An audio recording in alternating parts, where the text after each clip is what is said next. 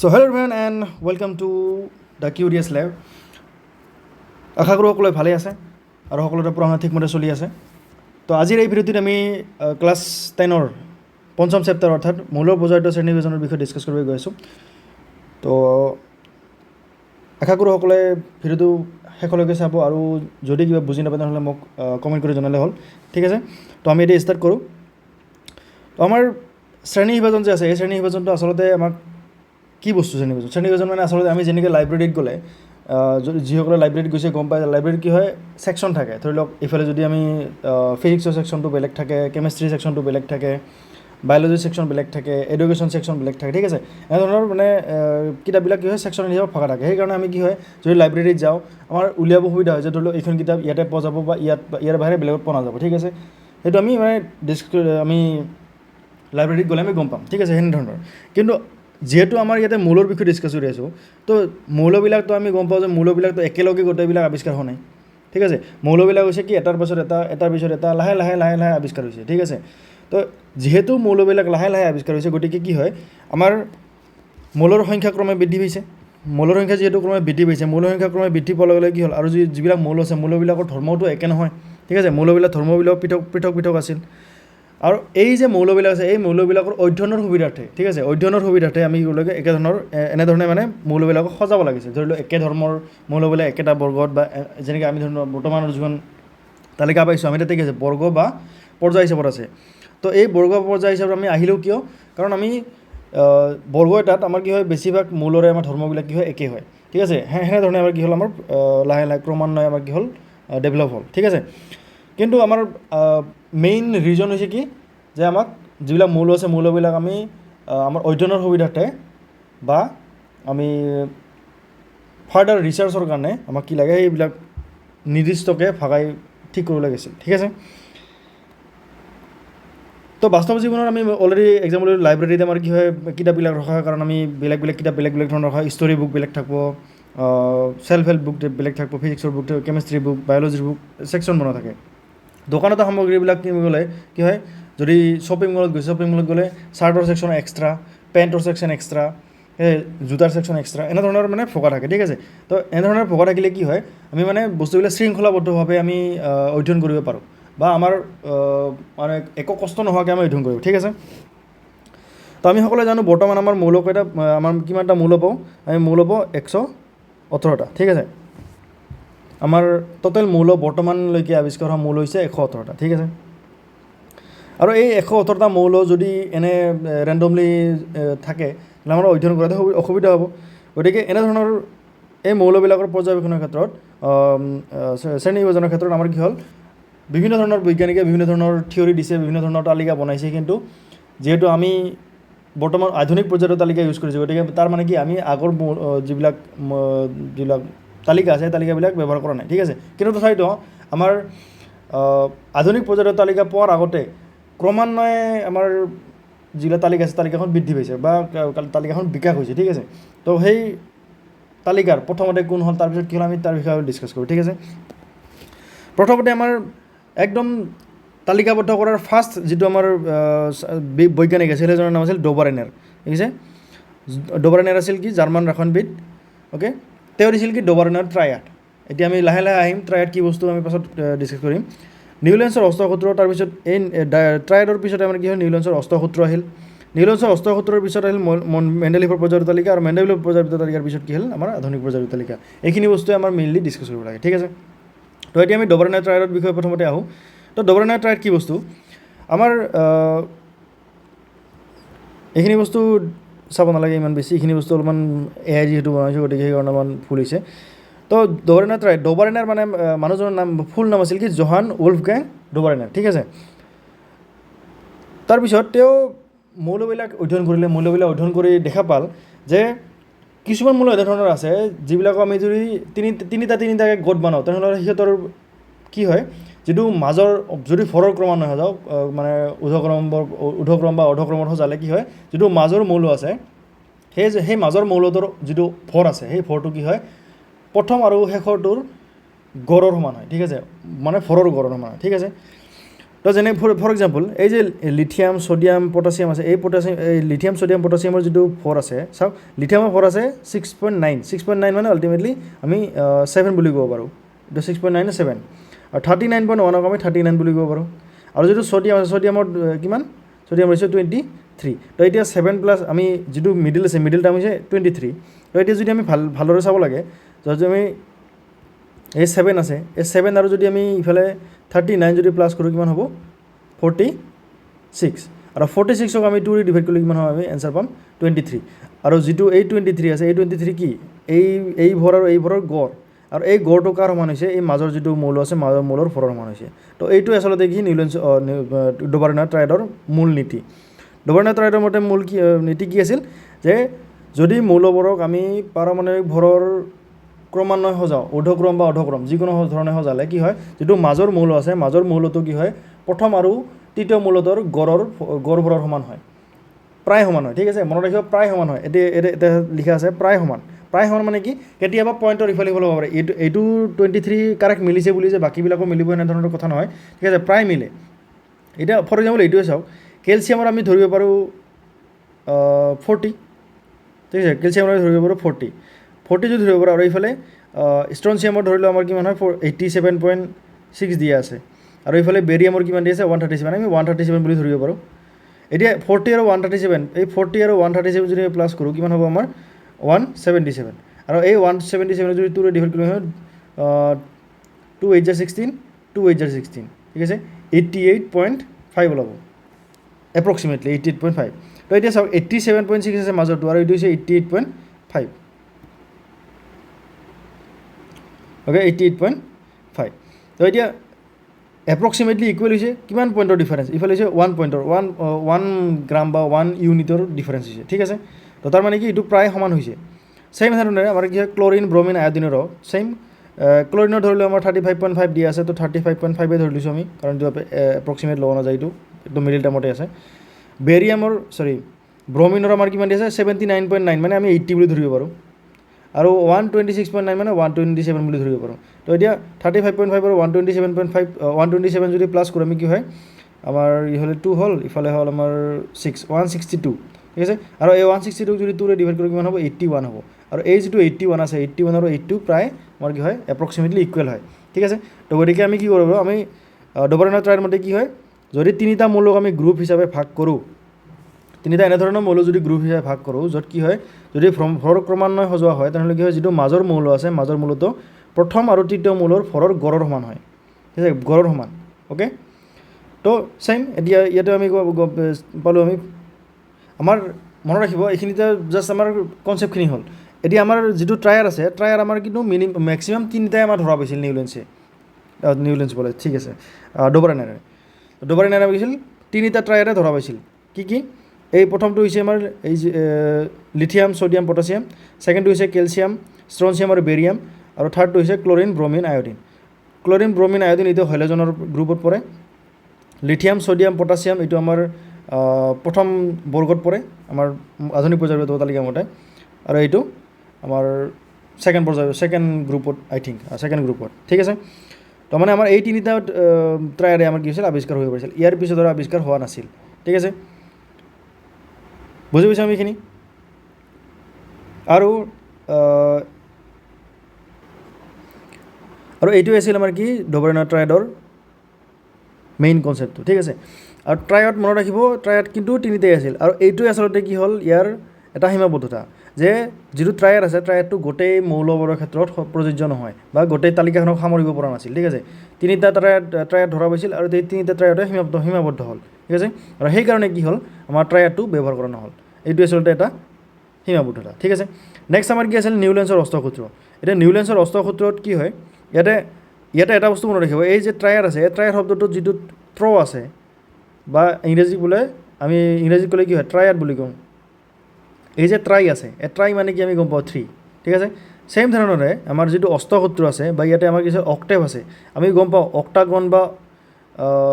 Octagon মানে কি আমি অষ্টভুজ বুজিব তো অষ্টভুজ মানে কি আল্টিমেটলি এতিয়া 8 তো এতিয়া 8ৰ লগত ৰিলেটেড হ'ব তো 8ৰ লগত কেনেধৰণে ৰিলেটেড হয় চাওক তো আমাৰ যিটো নিউলেন্সৰ ফুল নেম আছিল জন নিউলেন্স ঠিক আছে আৰু যিখিনি সময়ত জন নিউলেন্সে আমাৰ এই যে নিউলেন্সৰ অষ্টসূত্ৰটো দিছিল তেতিয়ালৈকে তেওঁ কেৱল 56টা মৌলতহে গম পাইছিল, ঠিক আছে। তেতিয়ালৈকে অনলি 56 মৌলহে আৱিষ্কাৰ হৈছিল।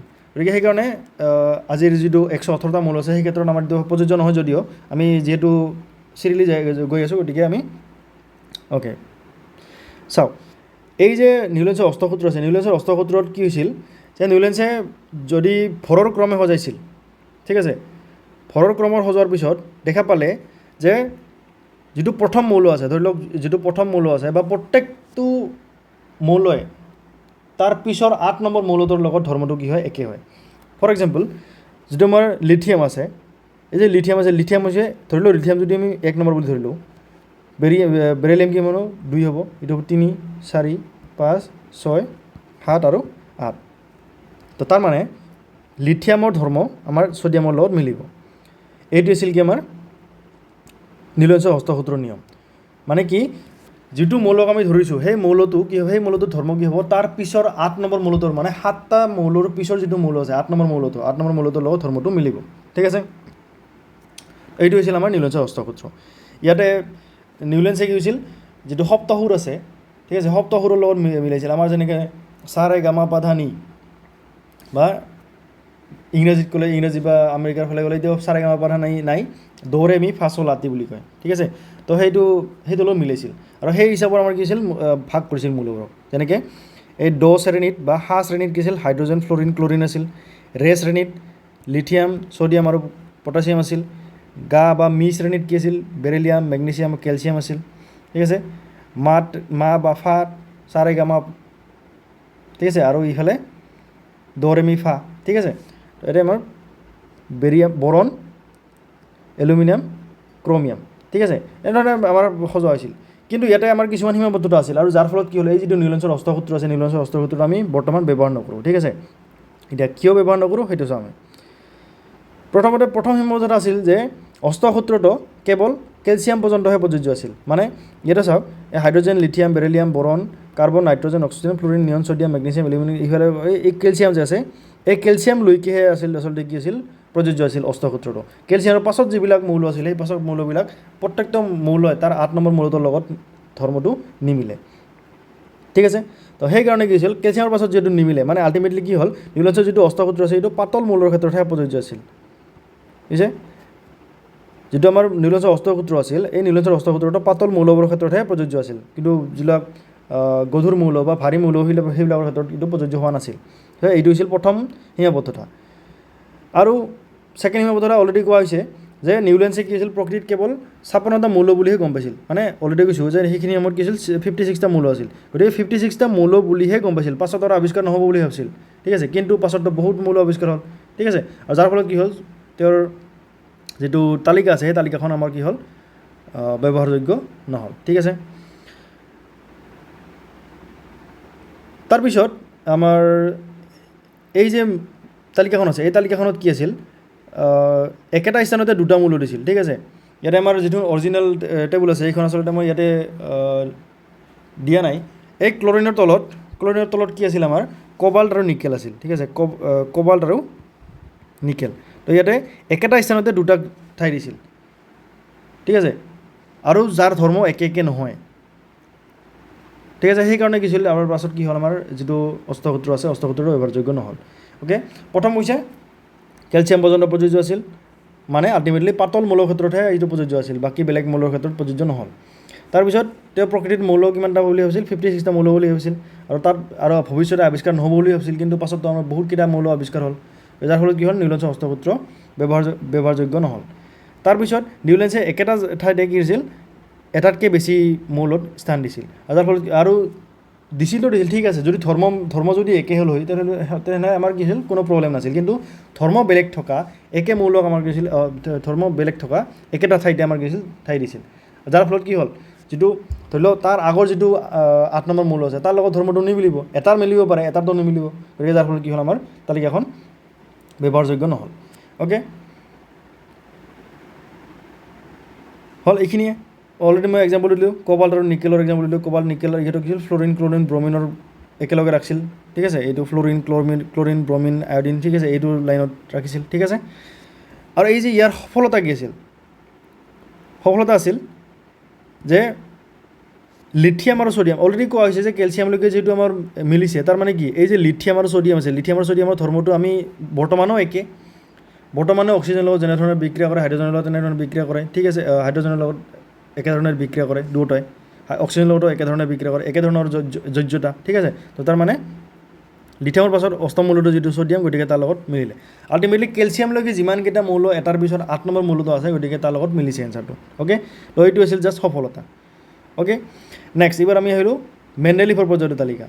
এতিয়া মেণ্ডেলিভৰ পৰ্যায়ৰ তালিকাখন আছিল কি আমাৰ ব্ৰেক থ্ৰু বুলি ক'ব পাৰে, আমি যে যিকোনো ক্ষেত্ৰত আমি কওঁ ব্ৰেক থ্ৰু, সেই ব্ৰেক থ্ৰু আছিল মেণ্ডেলিভৰ পৰ্যায়ৰ তালিকা। আৰু মেণ্ডেলিভৰ পৰ্যায়ৰ তালিকাৰ পিছতে আমাৰ কি হ'ল, বহুতখিনি উন্নতি হ'ল, আৰু যাৰ ফলত আমাৰ কি হ'ল, আমাৰ যিটো আধুনিক পৰ্যায়ৰ তালিকা আছে সেইটো আমাৰ বনাব পৰা সক্ষম হ'ল, ঠিক আছে। তো মেণ্ডেলিভৰ পৰ্যায়ৰ তালিকা কোনে আছিল, মেণ্ডেলিভ, আমি গম পালোঁ মেণ্ডেলিভ হৈ যাইছে। তো মেণ্ডেলিভৰ ফুল নাম কি, ডিমিত্ৰী আইভানোভিচ মেণ্ডেলিভ, ডিমিত্ৰী আইভানোভিচ মেণ্ডেলিভ। তেওঁৰ ফুল নাম আছিল কি, ডিমিত্ৰী আইভানোভিচ মেণ্ডেলিভ। এতিয়া মেণ্ডেলিভে কি কৰিছিল, মেণ্ডেলিভে কৰিছিল কি যে মৌলবোৰক সিহঁতৰ পাৰমাণৱিক ভৰৰ পৰ্যায়ক্ৰম সলনি হৈছিল। তেওঁ যিটো পৰ্যায়ৰ তালিকাখন বনাইছিল তাৰ মেইন সূত্ৰ কি আছিল, মেইন সূত্ৰ আছিল যে মৌলবোৰৰ ধৰ্ম সিহঁতৰ পাৰমাণৱিক ভৰৰ পৰ্যায়ক্ৰমে সলনি হয়। মানে যদি সিহঁতক আমি ভৰৰ পৰ্যায়ক্ৰমে হয়, মানে আমি ওজন, ভৰ মানে আল্টিমেটলি আমি লোকেল লেংগুৱেজত আমি ক'লে ওজন বুলি কওঁ, ঠিক আছে। ওজনৰ যদি ক্ৰমে সজোৱা হয়, ঠিক আছে, ওজনৰ যদি ক্ৰমে সজোৱা হয় তেনেহ'লে কি হয়, তাৰ ধৰ্মবিলাক সেই ধৰণে সলনি হয়, ঠিক আছে। তো সেইটো বুলি কৈছে। কিন্তু ইয়াৰ উপৰিও এই যে ভৰ আছে, ভৰৰ উপৰিও আৰু এটা গুণৰ ওপৰত লক্ষ্য কৰিছিল, সেইটো হৈছিল কি অক্সিজেন আৰু হাইড্ৰজেনৰ কেনেধৰণে যৌগ গঠন কৰিছে তাৰ ওপৰতো নিৰ্ভৰ কৰিছিল, ঠিক আছে। সেইকাৰণে তাৰ যিখন তালিকা আছিল সেই তালিকাখনত কি আছিল, অলপ বেলেগ ধৰণে সজাইছিল, গ্ৰুপ আছিল এনেধৰণে R2O3, ঠিক আছে, মানে আল্টিমেটলি এইটো অক্সিজেনৰ লগত কেনেধৰণে বিক্ৰিয়া কৰে, অ'কে, এনেধৰণৰ গ্ৰুপ আছিল। তো যিটো মেণ্ডেলিভৰ তালিকা আছিল, মেণ্ডেলিভৰ তালিকাখনত কিছুমান এনেধৰণৰ এইটো হৰাইজণ্টেল কিছুমান ৰ' বনাইছিল আৰু ভাৰ্টিকেল ৰ' আছিল, ঠিক আছে, ভাৰ্টিকেল কলমছ আছিল, মানে স্তম্ভ, এই এনেধৰণৰ স্তম্ভ বনাইছিল কেইডালমান, আৰু ইফালে আমাৰ পথালি শাৰী কেইটামান বনাইছিল, ঠিক আছে। তো এতিয়া এই যে স্তম্ভবিলাক আছিল, এই স্তম্ভবিলাক কি বুলি কৈছিল, তেওঁ বৰ্গ বুলি কৈছিল এটা, ঠিক আছে, স্তম্ভবিলাক কি বুলি কৈছিল, বৰ্গ বুলি কৈছিল। আৰু যি পথালি শাৰী আছিল, এই পথালি শাৰীবিলাক কি বুলি কৈছিল, আমাৰ পৰ্যায় বুলি কৈছিল, ঠিক আছে, পৰ্যায় বুলি কৈছিল। অ'কে, তো ইয়াতে আমাৰ মেণ্ডেলিভৰ পৰ্যায়ৰ তালিকাত মুঠতে কিমানটা পৰ্যায়ৰ কিমানটা বৰ্গ আছিল, বৰ্গ আছিল আমাৰ 7টা আৰু পৰ্যায় আছিল 6টা, ঠিক আছে। বৰ্গ হৈছে 7টা আৰু পৰ্যায় হৈছে 6টা পৰ্যায়। অ'কে, মনত থাকিব। তো এই যে বৰ্গ আছিল, এই বৰ্গবিলাকত কি আছিল, প্ৰত্যেকৰে অক্সিজেন আৰু হাইড্ৰজেনৰ লগত কেনেধৰণে বিক্ৰিয়া কৰে সেইটো দেখাইছিল। এনেকৈ RH4, ঠিক আছে, RH2, R2O3, RO2, এনেধৰণৰ কিছুমান আমাৰ অক্সিজেন বা হাইড্ৰজেনৰ লগত কেনেধৰণে বিক্ৰিয়া কৰে সেইটো দেখাইছিল, আৰু তাৰ আধাৰত কি হৈছিল, সেই মৌলবোৰক সজাইছিল। অ'কে, এতিয়া এই যে মেণ্ডেলিভৰ পৰ্যায়ৰ তালিকাখন আছিল, মেণ্ডেলিভৰ পৰ্যায়ৰ তালিকাখনত কিছুমান আমাৰ বহুত ডাঙৰ সফলতা দেখা পাইছিল। ফৰ এক্সাম্পল, এই যে ভৰৰ ক্ৰমৰ ব্যতিক্ৰম আছিল, মানে মেণ্ডেলিভে কি কৰিছিল যে যিখন তালিকা আছিল সেই তালিকাখনত কিছুমান সময়ত কি কৰিছিল যে যদি ভৰ অলপ ইফাল সিফালে হৈছে, পইণ্টৰ ইফাল সিফাল হৈছে বা অলপ চলপ ইফাল সিফাল হৈছে, তথাপিতো কি হৈছিল, সিহঁতক অলপ আগপিছা কৰি দিছিল, যাৰ ফলত কি হৈছিল যে একে ধৰ্মৰ মৌলবিলাক একেটা বৰ্গত ৰাখিব পৰা গৈছিল, আৰু বেলেগ বেলেগ ধৰ্মবিলাক বেলেগ বেলেগ বৰ্গত ৰাখিব পৰা গৈছিল, ঠিক আছে। তো এইটো কৈছিল কি যে মেণ্ডেলিভৰ পৰ্যায়ৰ তালিকাখনত ঠাই বিশেষে বেছি পৰিমাণে ভৰৰ মৌলকেইটাক তাতকৈ সামান্য কম পৰিমাণৰ ভৰৰ মৌলতকৈ আগত ঠাই দিছিল, ঠিক আছে, মানে কম ভৰৰ মৌলটোকো আগত ঠাই দিছিল, আৰু যাৰ ফলত কি হৈছিল, আমাৰ একেটা বৰ্গতে ৰাখিব পৰা হৈছিল, একে ধৰ্মৰ মৌলবিলাক একেটা বৰ্গতে ৰাখিব পৰা হৈছিল। উদাহৰণস্বৰূপে আমাৰ কোবাল্ট আৰু নিকেলৰ কথা হৈছে, আমি কোবাল্ট আৰু নিকেলৰ প্ৰব্লেম ক'ত আছিল, আমাৰ নিউলেন্সৰ অষ্টসূত্ৰত আছিল, আৰু এই নিউলেন্সৰ অষ্টসূত্ৰৰ যিটো প্ৰব্লেম আছিলে, প্ৰব্লেমটো কোনে ছল্ভ কৰিল, মেণ্ডেলিভে ছল্ভ কৰিল। কেনেকৈ ছল্ভ কৰিল, যিটো কম ভৰ আছে কম ভৰকে আগত দি থ'ল, বেছি ভৰটোকে পাছত দি থ'ল, বেছি ভৰটোক আগত দি থ'ল, কম ভৰটো পাছত দি থ'ল, যাৰ ফলত ধৰ্মৰ একে হ'ল, ঠিক আছে।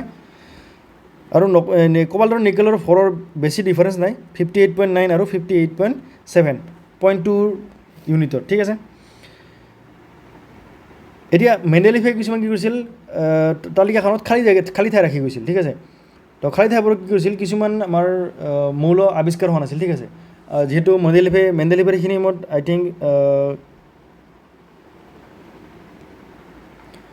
যিহেতু মেণ্ডেলিভৰ সময়ত অনলি 63টা মৌলহে গম পোৱা গৈছিল কিন্তু মেণ্ডেলিভে গম পাইছিল যে আগতো আৱিষ্কাৰ হ'ব ভৱিষ্যতে আৱিষ্কাৰ হ'ব গতিকে সেইকাৰণে কি হৈছিল তেওঁ ভৱিষ্যবাণী কৰি থৈছিল যে যিবিলাক যিবিলাক মানে মৌলৰ ধৰ্ম বৰণৰ লগত মিলে সেইবোৰ একা বৰণ বুলি কৈছিল একা মানে আচলতে একেই ঠিক আছে এক অৰ্থ তো একা বৰণ একা এলুমিনিয়াম একা চিলিকন নাম দি দিছিল ঠিক আছে আৰু লগতে কিছুমান খালী ঠাইও ৰাখি থৈ গৈছিল ঠিক আছে আৰু যাৰ ফলত কি হ'ল পিছত যেতিয়া আৱিষ্কাৰ হ'ল সেই আৱিষ্কাৰ হোৱাতে সেইবোৰৰ নাম কি চেঞ্জ কৰি দিল একা বৰণৰ নাম কি দিল স্কেণ্ডিয়াম আৰু একা এলুমিনিয়ামৰ নাম গেলিয়াম একা চিলিকনৰ নাম জাৰ্মেনিয়াম দি দিল ঠিক আছে আৰু যাৰ ফলত কি হ'ল ধৰ্মবিলাকৰো আমাৰ মিলি গ'ল এই একা এলুমিনিয়াম আৰু একা গেলিয়ামৰ আমাৰ ধৰ্ম যদি মিলা হয় আমাৰ কি হয় অলমষ্ট এপ্ৰক্সিমেটলি ছেইম হয় গতিকে কি হয় আমাৰ এইটো আছিল কি মেইন ক'ব গ'লে এইটো আছিল কি মেইন প্ৰথমতে ভৰৰ ব্যতিক্ৰমটো ঠিক হ'ল তাৰপিছত আমাৰ কি হ'ল ভৱিষ্যতবাণী আমাৰ হ'ল যে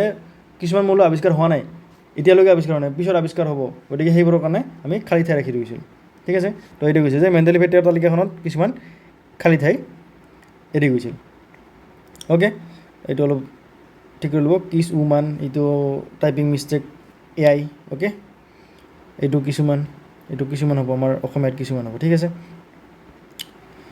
এতিয়া এই যে এইটো ক'লোঁ একা এলুমিনিয়াম আৰু গেলিয়ামৰ তুলনা তো এতিয়া চাওঁ পাৰমাণৱিক ভৰ কিমানৰ ডিফাৰেঞ্চ তেওঁ ভৱিষ্যতবাণী কৰিছিল যে 68 হ'ব কিন্তু ইফালে ওলাল কিমান 69.7 জাষ্ট অলপ ইফাল অক্সিজেনৰ সংকেত মানে অক্সিজেনৰ কেনেধৰণে বিক্ৰিয়া কৰিব ছেইম E2O3 গেলিয়ামেও আমাৰ কি হ'ল একেধৰণে বিক্ৰিয়া কৰে Ga2O3 ক্লৰাইডৰ সংকেত ECl3 ইয়াতে আমাৰ কি হ'ল GaCl3 অ'কে তাৰ মানে কি অক্সিজেনৰ লগত বিক্ৰিয়া যেনেধৰণে কৰে ক্লৰাইডৰ লগত বিক্ৰিয়া যেনেধৰণে কৰে সংকেত যি বনাব চববিলাক একে হ'ল কিন্তু জাষ্ট অলপমান কি হ'ল পাৰমাণৱিক ভৰৰ কি হ'ল অলপমান গণ্ডগোল হ'ল ইফালে যাৰ ফলত কি হ'ল আমি সেইটোক দিব পাৰিলোঁ যিটো আমি কৈছিলোঁ কি প্ৰায় এপ্ৰক্সিমেটলি ইকুৱেল মানে প্ৰায় সমান আমি একুৰেটটো আমি ক'ব নোৱাৰোঁ ভৱিষ্যতবাণী কৰিলে আমি একুৰেট ক'ব নোৱাৰোঁ নহয় এতিয়া এইটোতো ধৰি লওক অভিয়াছ নহয় যে ধৰি লওক এটা ল' ৰেংকৰ টিমৰ লগত এটা হাই ৰেংকৰ টিম খেলাইছে তথাপিও বহুত চান্স থাকে যে যদিও আমাৰ কি হয় হাই ৰেংকৰ টিমে ল' ৰেংকৰ লগত খেলে কেতিয়াবা কি হয় ছাৰপ্ৰাইজ কৰি দিয়ে ছেইম ধৰণৰ ইয়াতে হ'ল ধৰি লওক ভাবিছিল কিবা ওলাল কিবা অ'কে আৰু এটা বিৰাট ডাঙৰ সফলতা আছিল কি যিহেতু আমাৰ মেণ্ডেলিভে কি কৰিছিল বৰ্গ বা পৰ্যায় হিচাপত ৰাখিছিল ঠিক আছে আৰু বৰ্গ বা পৰ্যায় ৰখাৰ সুবিধা হ'ল যে যিবিলাক আমাৰ সম্ভ্ৰান্ত গেছ আছে হিলিয়াম নিয়ন আৰ্গন এইবিলাক কি আছিল সম্ভ্ৰান্ত গেছ আছিল না আৰু এইবোৰ আছিল কি অতি নিষ্ক্ৰিয় মানে কি কাৰো লগত বিক্ৰিয়া নকৰে নিজৰ মতে নিজে মস্ত মগন একদম ঠিক আছে আৰু বায়ুমণ্ডলতো কি হয় কম মাত্ৰাত থাকে গতিকে সেইবোৰ আৱিষ্কাৰতে কি হ'ল বহুত টাইম লাগিছিল আৰু যাৰ ফলত কি হ'ল যিহেতু বৰ্গ বা পৰ্যায় হিচাপত ৰাখিছিল গতিকে কি হ'ল এই যে সম্ভ্ৰান্ত গেছবিলাক আছিল সম্ভ্ৰান্ত গেছবিলাকক এটা ছেপাৰেট বৰ্গত দি ৰাখিব পৰা গ'ল ঠিক আছে সেইটোৱে কৈছে যে হিলিয়াম নিয়ন আৰ্গন এইবোৰ কি আছিল সম্ভ্ৰান্ত গেছ আছিল আৰু অতিশয় নিষ্ক্ৰিয় আমাৰ বায়ুমণ্ডলত এইবোৰ নিচেই কম মাত্ৰাত থাকে বাবে আৱিষ্কাৰতে পলম হৈছিল আৰু যেতিয়া আৱিষ্কাৰ হ'ল ইহঁতক ইতিমধ্যে ক্ৰমৰ সালসলনি নকৰাকৈ নতুন বৰ্গত সংস্থাপিত কৰা হৈছিল এইটো হৈছিল অন্যতম সফলতা মানে কোনো হেৰাফেৰি নকৰাকৈ আগৰ যিখন তালিকা আছে আগৰ তালিকাখনত কোনো হেৰাফেৰি নকৰাকৈ এটা ছেপাৰেট বৰ্গ দিল আৰু ছেপাৰেট বৰ্গ আমাৰ কি হ'ল যিবিলাক সম্ভ্ৰান্ত গেছ আছিল সম্ভ্ৰান্ত গেছবিলাকো ৰাখিব পৰা গৈছিল ঠিক আছে এইটো আছিল কি আমাৰ মেণ্ডেলিভৰ সফলতা এতিয়া সফলতাটো হ'ল কিন্তু মেণ্ডেলিভৰ তালিকাটো আমি আজি ইউজ কৰা নাই কিয় ইউজ কৰা নাই অভিয়াছলি কিবা সীমাবদ্ধতা আছিল কি সীমাবদ্ধতা আছিল চাওক প্ৰথমতে আছিলে হাইড্ৰজেনৰ অৱস্থান এতিয়া হাইড্ৰজেনৰ অৱস্থান কি হ'ব আমি বেছ কি লৈছিলোঁ আমি কি হাইড্ৰজেনৰ বেছ আৰু হাইড্ৰাইড বেছ আৰু অক্সাইড বেছ মানে আল্টিমেটলি অক্সিজেনৰ লগত কেনেধৰণে বিক্ৰিয়া কৰে হাইড্ৰজেনৰ লগত কেনেধৰণে বিক্ৰিয়া কৰে সেইটো বেছ হিচাপত ৰাখিছিল কিন্তু এতিয়া হাইড্ৰজেনৰ লগত কেনেদৰে বিক্ৰিয়া কৰিব বা হাইড্ৰজেনৰ যিটো ধৰ্ম আছে সেই হাইড্ৰজেনৰ ধৰ্মটো অলপ বেলেগ ধৰণৰ কেনেধৰণৰ বেলেগ যে সি ধাতু অধাতু চবৰ লগত বিক্ৰিয়া কৰে বেলেগ ধৰণৰ যৌগ বনাব পাৰে ঠিক আছে গতিকে সেইকাৰণে কি হ'ল সিহঁতক মানে এটা স্পেচিফিক ঠাইত ৰখিব পৰা নগ'ল যিহেতু ধৰ্মবিলাকৰ নিমিলে যাৰ তাৰ লগত বিক্ৰিয়া কৰে অ'কে তো সেইকাৰণে কি হ'ল নিশ্চয়কৈ স্থান দিব পৰা নাছিল ঠিক আছে আৰু এইটো আছিল কি অন্যতম সীমাবদ্ধতা কাৰণ হাইড্ৰজেনৰ যিটো ঠাইয়ে নাই মানে যিটো তালিকা আছে তালিকাখনৰ হাইড্ৰজেনৰ কোনো ঠাই নাই গতিকে হাইড্ৰজেনক আমি ৰাখিব পৰা নগৈছিল আৰু যাৰ ফলত কি হ'ল এতিয়া আমাৰ সীমাবদ্ধ আছিল যে পাছত আমি ব্যৱহাৰ কৰিব নাপাৰোঁ এইটো সমস্থানিকৰ সমস্যা সমস্থানিক মানে কি আছিল সমস্থানিক মানে ক্লাছ 9ত পঢ়ি আছে সমস্থানিক মানে কি সমস্থানিক মানে কি এইটো আগতে ক্লাছ 9ত পাইছোঁতো ঠিক আছে কি আছিল সমস্থানিক মানে ইয়াতে লেখা আছে সমস্থানিক মানে কি একেটা স্থানতে থাকে কিন্তু সিহঁতৰ ভৰবিলাক বেলেগ বেলেগ হয় মানে আল্টিমেটলি পাৰমাণৱিক সংখ্যা একে ঠিক আছে পাৰমাণৱিক সংখ্যা কি হয় একে হয় কিন্তু পাৰমাণৱিক ভৰ কি হয় বেলেগ বেলেগ হয় ঠিক আছে এইটো আছিল কি সমস্থানিক আৰু যাৰ ফলত কি হ'ল আমি যেটো ভৰ হিচাপত ৰাখিছিলোঁ আমি ভৰ হিচাপত কম্পেয়াৰ কৰিছোঁ না গতিকে যেটো ভৰবিলাক বেলেগ বেলেগ হ'ল আল্টিমেটলি কি কৰিব লাগে বেলেগ বেলেগ ঠাইত দিব লাগে ঠিক আছে বেলেগ ঠাইত দিব লাগে কিন্তু আল্টিমেটলি বস্তুটো একে না যৌগবিলাক একেই বনাব গতিকে আমি বেলেগ বেলেগ ঠাইত ৰাখিলেতো আমাৰ কি হ'ব টেবুলখনত নিমিলিব ঠিক আছে তো ইহঁতৰ পাৰমাণৱিক ভৰ ভিন ভিন হোৱাৰ বাবে ইহঁতে বেলেগ বেলেগ স্থানত ঠাই দিব লাগে নে সেই ৰাসায়নিক ধৰ্ম একে হোৱাৰ বাবে সিহঁতৰ একে স্থানত দিব লাগে তো এই দুটা মানে কনফিউজন লাগিছিল যে যিহেতু ভৰ বেলেগ বেলেগ ঠিক আছে ভৰবিলাক বেলেগ বেলেগ হয় গতিকে বেলেগ বেলেগ স্থানত ঠাই দিব লাগে কিন্তু সিহঁতৰ পাৰমাণৱিক ধৰ্মগিলাতো একে মানে হাইড্ৰজেনৰ লগত বিক্ৰিয়া কৰি যি বনায় অক্সিজেনৰ লগত বিক্ৰিয়া কৰি হয় একেই বনায় দুয়োটাই ঠিক আছে মানে ছেম বনায় দুয়োটাই গতিকে ৰাসায়নিক ধৰ্ম একে আছিল এতিয়া যেহেতু মই কৈছিলোঁ যে মেণ্ডেলিভে কি কৰিছিল মেণ্ডেলিভে আছিল দুটাৰ কেৰেক্টাৰিষ্টিক ভাবছিল যে এটা হৈছিল কি হাইড্ৰজেনৰ অক্সিজেনৰ লগত বিক্ৰিয়া কৰি কেনেধৰণে কৰে আৰু হৈছে ফৰ এতিয়া ফৰ হিচাপত বেলেগ বেলেগ ঠাই দিব লাগে কিন্তু হাইড্ৰজেনৰ অক্সিজেন হিচাপত কি হৈছিল আমাৰ একে একে ঠাই দিব লাগিছিল গতিকে এইটোৱে কি হ'ল অলপমান মানে এটা কুৱেশ্যন মাৰ্ক থাকি গ'ল যে কি কৰিম আমি আৰু যাৰ চলিউশ্যন মেণ্ডেলিভে দিব পৰা নাছিল যাৰ ফলত কি হ'ল আমাৰ এইটো প্ৰত্যাহ্বান সৃষ্টি হৈছিল আৰু আমি মেণ্ডেলিভৰ তালিকাখন বহুত দিন ইউজ কৰিছোঁ যদিও আমি বৰ্তমান ইউজ নকৰোঁ কাৰণ আমাৰ বৰ্তমান মানে কি হৈছে নতুন মৌল আৱিষ্কাৰ নতুন মৌলটো আৱিষ্কাৰ হ'লে লগতে নতুন টেবুলো আৱিষ্কাৰ হ'ল নতুন পৰ্যায়ৰ তালিকা আৱিষ্কাৰ হ'ল ঠিক আছে আৰু এটা সমস্যা আছিল কি যে মৌলবোৰ এটা মৌলৰ পৰা এটা মৌললৈ যাওঁতে পাৰমাণৱিক ভৰ কি হয় বেছি সুষমভাৱে নহয় ঠিক আছে সুষমভাৱে নঘটে তাৰমানে এতিয়া বৰ্তমানেও ধৰি লওঁ আমি যিটো আধুনিক পৰ্যায়ৰ তালিকাত চাওঁ আমি 1 4 3 1 4 7 9 সেনেধৰণে যায় ঠিক আছে ফৰবিলাক কিন্তু যদিও সুষম নহয় মানে আল্টিমেটলি ইয়াতেও ছেইম আছিল যে ফৰবিলাক যদিও বাঢ়িছিল কিন্তু সুষম নহয় একবাৰ 1 বাঢ়িব একবাৰ 5 বাঢ়িব একবাৰ 6 বাঢ়িব একবাৰ 3 বাঢ়িব সেনেধৰণৰ আছিল গতিকে সেইকাৰণে কি হ'ল আমাৰ যিটো আমাৰ মৌলবিলাক আছিল মৌলবিলাক মানে আৱিষ্কাৰৰ মানে আল্টিমেটলি কি আছিল তেওঁ অনুমান কৰিছিল না যে ধৰি লওক মৌল আৱিষ্কাৰ হ'ব পাৰে কিন্তু সেই দুটা যে মৌল আছে ধৰি লওক এটা যদি মৌলৰ ভৰ ধৰি লওক আমাৰ 5 দিয়া আছে এটা মৌলৰ ভৰ ধৰি লওক 15 দিয়া আছে এতিয়া এই 5 আৰু 15ৰ মাজত হয়তো এটাও মৌল আৱিষ্কাৰ নহ'ব পাৰে বা ইয়াৰ মাজত 3-4টা মৌল আৱিষ্কাৰ হৈ যাব পাৰে গতিকে যাৰ ফলত কি হ'ল আমাৰ প্ৰত্যাহ্বান সৃষ্টি হ'ল যে কেনেকৈ মানে অনুমান কৰিম ঠিক আছে এইটো হৈছে যে সেইবাবে দুটা মৌলৰ মাজত কিমানটা মৌল আৱিষ্কাৰ হ'ব পাৰে তাক পূৰ্বানুমান কৰা সম্ভৱ নহৈছিল ঠিক আছে বিশেষকৈ যেতিয়া গধুৰ মৌলৰ বিষয়ে বিবেচনা কৰা হয় মানে যেতিয়া আমি তলৰ ফালে আহোঁ বা যেতিয়া গধুৰ মৌলৰ ফালে আহোঁ তেতিয়া ভৰবিলাকৰ মাজত ডিফাৰেঞ্চ বহুত আহি যায় গতিকে যাৰ ফলত কি হ'ল মাজত কিমানটা মৌল আৱিষ্কাৰ হ'ব আমি এইটো গণিব পৰা মানে অনুমান কৰিব পৰা নগৈছিল যাৰ ফলত কি হ'ল এইটো এটা প্ৰত্যাহ্বানৰ সৃষ্টি হ'ল আমি সেইকাৰণে মেণ্ডেলিভৰ পৰ্যায়ৰ তালিকা আমি ব্যৱহাৰ নকৰোঁ ঠিক আছে এতিয়া লাষ্ট আমাৰ কি হ'ল আধুনিক পৰ্যায়ৰ তালিকা কোনে দিছিল হেনৰি মজলে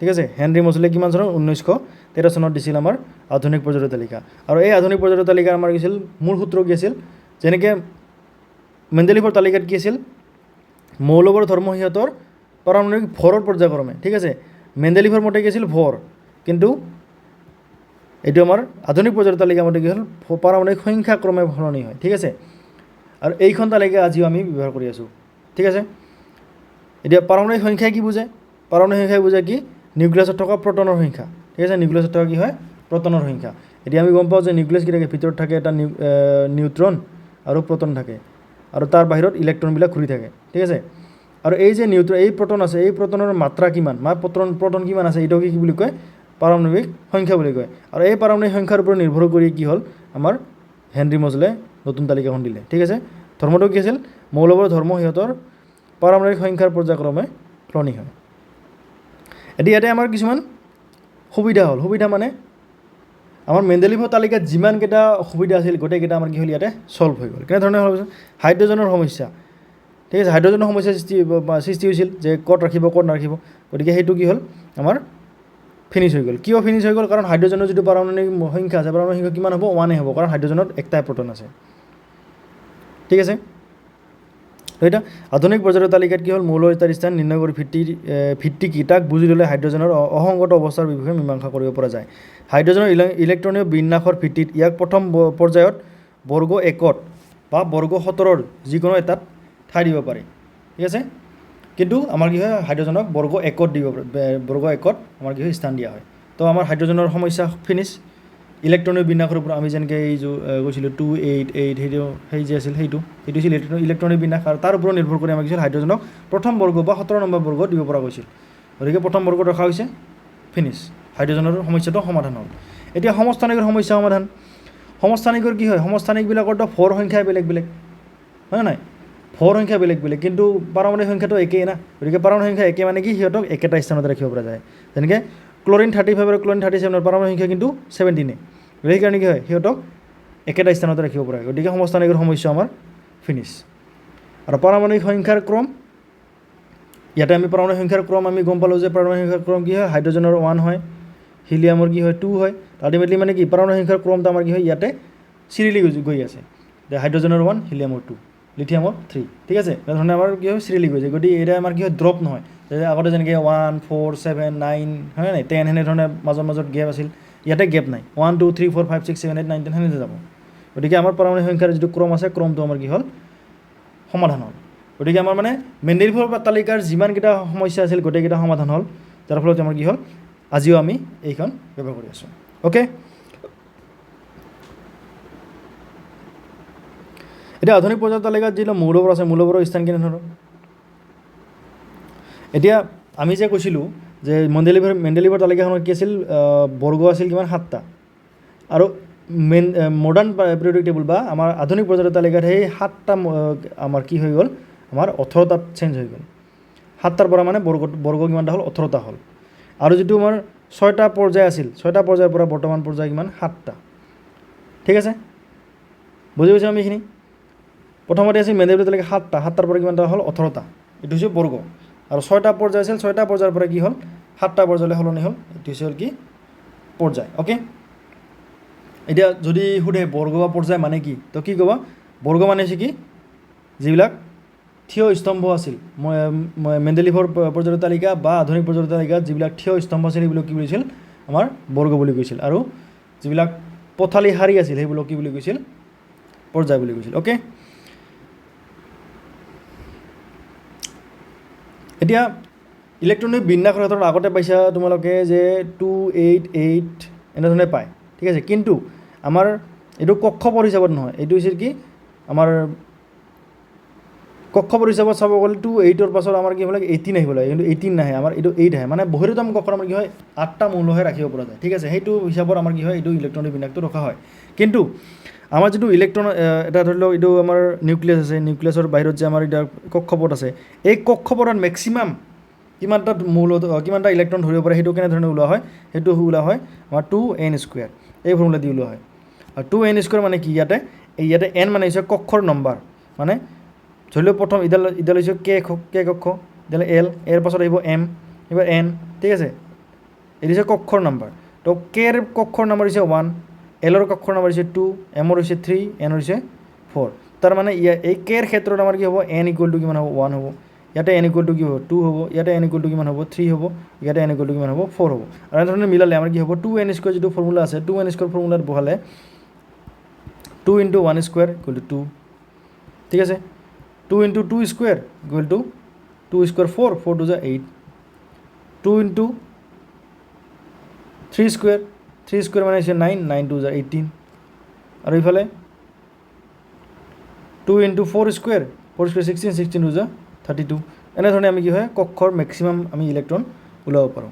ঠিক আছে, যেতিয়া চা এই এম কক্ষ যিটো আছে, এম কক্ষত আমি কি হৈছে? 18টা মৌল ধৰে, কিন্তু বহিৰতম কক্ষত কেৱল 8টা ইলেক্ট্ৰনহে ধৰি থাকিব পাৰে। সেইবাবে তৃতীয় পৰ্যায়তো কেৱল 8টা মৌলহে ধৰা হয়। আমি যেনেকৈ এইমাত্ৰ ক'লোঁ 2, 8, 8। এই যে তৃতীয় পৰ্যায়ত যে আমাৰ 8টা মৌল ধৰা হয়, কিয় 8টা মৌল ধৰা হয়? কাৰণ বহিৰতম কক্ষত 8টা মৌল থাকিব পাৰে। ঠিক আছে, বুজি পাইছোঁ আমি? অ'কে, এতিয়া নেক্সট আধুনিক পৰ্যায়ত তালিকা আমাৰ কি হয়? মৌলবোৰৰ পৰিৱৰ্তনৰ প্ৰৱণতা। পৰিৱৰ্তনৰ প্ৰৱণতা মানে ইয়াতে আমাৰ বিভিন্ন ধৰণৰ যিটা ধৰ্ম আছে ধৰ্মবিলাক কেনেধৰণে সলনি হয় এতিয়া প্ৰথমতে হৈছে যোজ্যতা এতিয়া যোজ্যতা কেনেধৰণে সলনি হয় যোজ্যতা মনত ৰাখিব বৰ্গ এটাত যোজ্যতা সদায় কি হয় ছেইম থাকে ঠিক আছে বৰ্গ এটাত যোজ্যতা কি হয় সদায় ছেইম থাকে আৰু যদি পৰ্যায় এটাত যাওঁ পৰ্যায় এটাত কি হয় বাওঁফালৰ পৰা সফালে গ'লে যোজ্যতা প্ৰথমে বাঢ়ে তাৰপিছত কমি যায় যেনেকৈ 1 2 3 4 4ৰ পাছত কি হয় আৰু কমি যায় 4 3 2 1 এনেধৰণে আহে ঠিক আছে এইটো আমাৰ যোজ্যতাৰ নিয়ম অ'কে বৰ্গ এটাত কি হয় যোজ্যতা সমান আৰু পৰ্যায় এটাত কি হয় প্ৰথমতে বাঢ়ে তাৰপিছত কমে অ'কে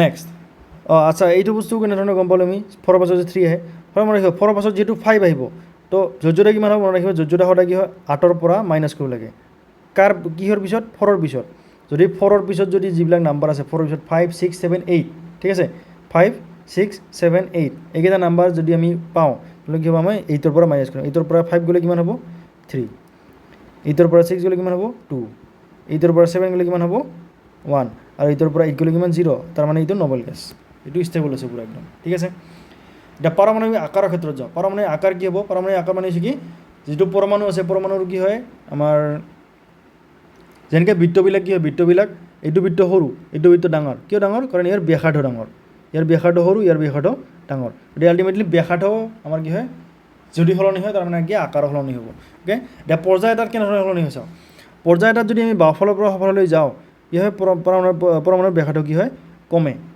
নিউক্লিয় আধানৰ বাবে এনে হয় নিউক্লিয় আধানৰ বাবে এনে হয় বৰ্ধিত নিউক্লিয় আধানে কি হয় ইলেক্ট্ৰনবোৰক নিউক্লিয়াছৰ ওচৰলৈ টানি থাকে সেইবাবে পৰমাণুৰ আকাৰ কি হয় ক্ৰমে কমে ঠিক আছে কেনেধৰণে হয় মই এইবাৰ অলপ এক্সাম্পল দি বুজাইছোঁ এক্সাম্পল মানে আল্টিমেটলি মই চিত্ৰ আঁকি বুজাইছোঁ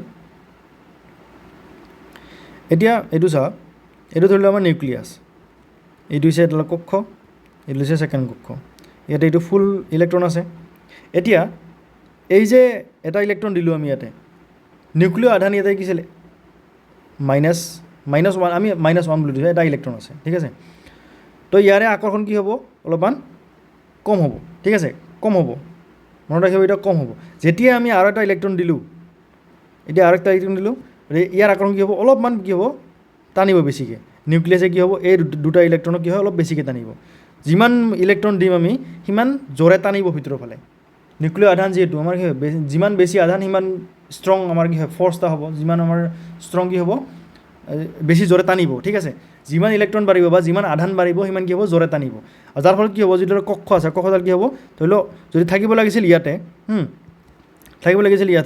কিন্তু টানাৰ লগে লগে কি হ'ব টানাৰ লগে লগে কি হ'ব এইটো অলপমান কাষ চাপি সেই অলপমান ভিতৰৰ ফালে আহিব মানে একচুৱেলি থাকিব লাগিছিল ইয়াতে ঠিক আছে একচুৱেলি থাকিব লাগিছিল ইয়াতে কিন্তু ৰিয়েলত থাকে ক'ত অলপ সময় আহে যাৰ ফলত কি হয় যিটো আকাৰ আছে আকাৰটো কি হয় অলপমান সলনি হয় ইয়াৰ ব্যাসাৰ্ধ অলপমান বেছি হয় ইয়াৰ ব্যাসাৰ্ধ কি হয় কম হয় তো তাৰমানে যিমান ইলেক্ট্ৰন বাঢ়িব পৰ্যায় এটাত আমাৰ বাওঁফালৰ পৰা সফল যোৱা মানে কি আমাৰ আল্টিমেটলি ইলেক্ট্ৰনৰ সংখ্যা বাঢ়ি আছে আৰু ইলেক্ট্ৰনৰ সংখ্যা বাঢ়া মানে কি আমাৰ আকৰ্ষণ বল বাঢ়ি আছে আকৰ্ষণ বল বেছি বাঢ়ি আছে মানে আল্টিমেটলি কি হৈ আছে আমাৰ যিটো আকাৰ আছে আকাৰটো কি হয় সৰু হৈ আছে যাৰ ফলত কি হয় যিটো বাওঁফালৰ পৰা সফললৈ যদি যায় তেনেহ'লে কি হয় পাৰমাণৱিক ব্যাসাৰ্ধ কি হয় কমে তাৰমানে পাৰমাণৱিক আকাৰ যিটো আছে আকাৰটো কি হয় সলনি হয় কমে এতিয়া বৰ্গলৈ গ'লে কি হয় বৰ্গলৈ গ'লে একো নাই বৰ্গলৈ গ'লে আমি গম পাওঁ বৰ্গলৈ গ'লে কি এটা বৰ্গ চেঞ্জ হয় মানে কি আল্টিমেটলি আমাৰ এটা নতুন কক্ষ অহা অ'কে এইটো কথা মনত ৰাখিব এটা বৰ্গ চেঞ্জ হয় মানে কি এটা নতুন কক্ষ অহা এতিয়া ধৰি লওক এইটো যদি নিউক্লিয়াছ হয় ইয়াৰ কাপত আমাৰ কি আছে এডাল কক্ষ আছে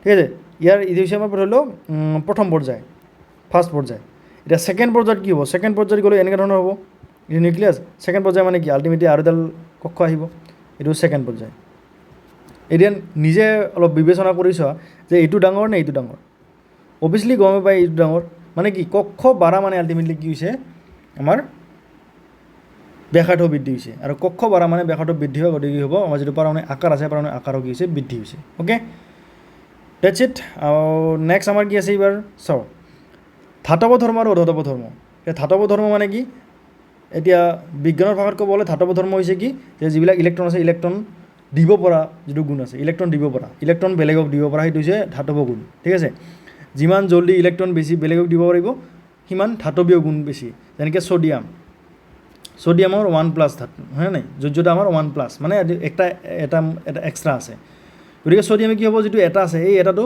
সদায় ভাবিব যে এটাটো বেলেগক দি সি নিজে ষ্টেবল হ'ব চেষ্টা কৰিব ঠিক আছে তাৰ মানে কি ইয়াৰ মৌল ইলেক্ট্ৰন দিয়াৰ প্ৰৱণতা কি হয় বেছি হয় আৰু যেহেতু ইয়াৰ ইলেক্ট্ৰন দিয়াৰ প্ৰৱণতা বেছি গতিকে কি হ'ব ই ধাতৱীয় বেছি হ'ব ঠিক আছে আৰু এইটো কেনেধৰণে সলনি হয় যদি পৰ্যায় এটাত যাওঁ পৰ্যায় এটাত কি হয় আমাৰ সফালে ক্ৰমান্বয়ে কি হয় যোজক ইলেক্ট্ৰনৰ পৰা আকৰ্ষণিক ক্ৰিয়া কি হয় কাৰ্যকৰী আধান কি হয় মান কমে আৰু সেইবাবে ইলেক্ট্ৰনৰ হেৰুৱাৰ প্ৰৱণতা কি হয় কমে সেইবাবে পৰ্যায় এটাত কি হয় সফালে ধাতৱীয় ধৰ্ম কমে অধাতৱীয় ধৰ্ম বাঢ়ে এতিয়া এই অলভাগতে মই চাইজৰ কথা বুজালোঁ মানে কি ইলেক্ট্ৰন যিমান বেছি হ'ব তাৰ মানে কি আকৰ্ষণ বল বাঢ়িব আৰু আকৰ্ষণ বল বাঢ়া মানে আল্টিমেটলি কি হ'ব তাৰ পৰা ইলেক্ট্ৰন ওলাই অনা কি হ'ব কষ্ট হ'ব আৰু ইলেক্ট্ৰন ওলাই অনা কষ্ট তাৰ মানে কি বুজায় আমাৰ ধাতৱীয় গুণ লাহে লাহে কমি আহিছে ঠিক আছে তাৰ মানে এইটোৱে বুজায় যে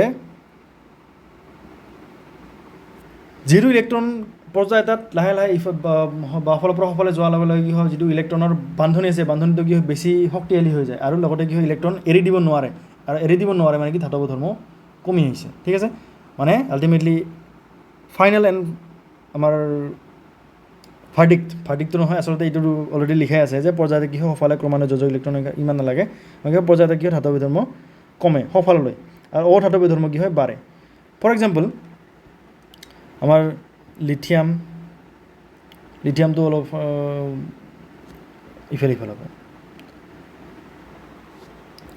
এতিয়া লিথিয়ামটো আমাৰ কি হয় মাত্ৰ দুটা ইলেক্ট্ৰন আছে দুটা মৌল আছে গতিকে অলপমান দিগদাৰী হৈ যায় তো আমি ছ'ডিয়ামতো ল'ব নোৱাৰোঁ ছ'ডিয়ামৰো দুটা ইলেক্ট্ৰন থাকে ছ'ডিয়ামৰ দুটা মৌল থাকে তাতে আমি কেলছিয়াম পটাছিয়ামৰ পৰা ল'ব পাৰোঁ ঠিক আছে আমাৰ পটাছিয়াম তাৰপিছত কেলছিয়াম তাৰপিছত স্কেণ্ডিয়াম তাৰপিছত টাইটেনিয়াম অ'কে এইখিনি বস্তু ইয়াতে চাওক এই যে পটাছিয়াম আছে পটাছিয়ামৰ হৈছে 1+ যোজ্যতা কেলছিয়ামৰ হৈছে 2+ স্কেণ্ডিয়ামৰ হৈছে 3+ অ'কে তো তাৰ মানে আল্টিমেটলি কি হৈছে ইয়াতে এটা ইলেক্ট্ৰন দিবা বেছি সহজ হ'ব দুটা ইলেক্ট্ৰন দিবা তাতকৈ অলপ কষ্ট হ'ব তিনিটা ইলেক্ট্ৰন দিবা আৰু কষ্ট হ'ব ঠিক আছে তো তাৰ মানে কি যিমান ইলেক্ট্ৰন বাঢ়ি আছে তাৰ আকৰ্ষণ বল বাঢ়ি আছে ইলেক্ট্ৰন দিব কষ্ট হ'ব তাৰ মানে ধাতৱীয় ধৰ্ম বেছি ঠিক আছে ধাতৱীয় ধৰ্ম কম এতিয়া পটাছিয়ামৰ ধাতৱীয় ধৰ্ম কেলছিয়ামত কি হ'ব বেছি হ'ব কেলছিয়ামৰ ধাতৱীয় ধৰ্ম স্কেণ্ডিয়ামত কি হ'ব বেছি হ'ব